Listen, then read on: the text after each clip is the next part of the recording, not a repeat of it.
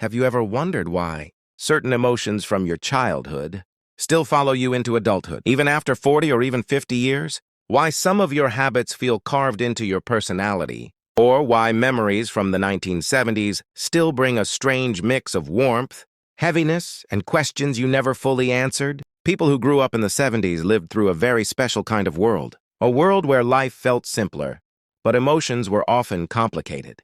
A world where kids played outside until the streetlights came on, where parents rarely talked about feelings, and where everyone was expected to be strong no matter what was happening inside. Back then, most homes didn't encourage emotional conversations.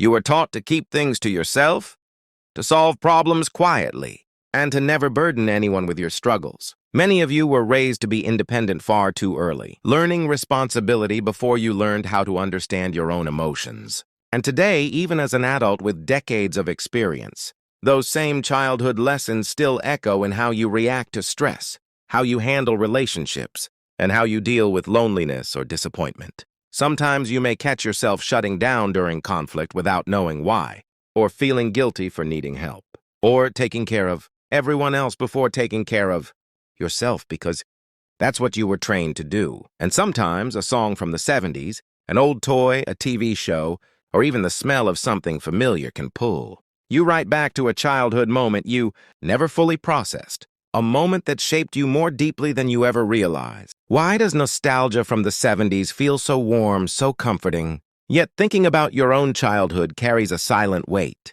Why do certain triggers make you react faster, stronger, or more emotionally than others? And why do you sometimes feel like your adult self and your childhood self are still having a quiet conversation inside your mind? Because the psychology of the 1970s didn't just create memories. It shaped your identity. It taught you how to love, how to fear, how to trust, how to hide pain, and how to survive emotionally in a world that rarely made space for sensitivity. Understanding this isn't just interesting, it's life-changing. Because once you finally see the blueprint you were raised with, you start to understand not only your past, but also your present. If this felt personal, familiar, or eye-opening, make sure to subscribe. Your childhood shaped who you became, but your awareness can shape who you become next.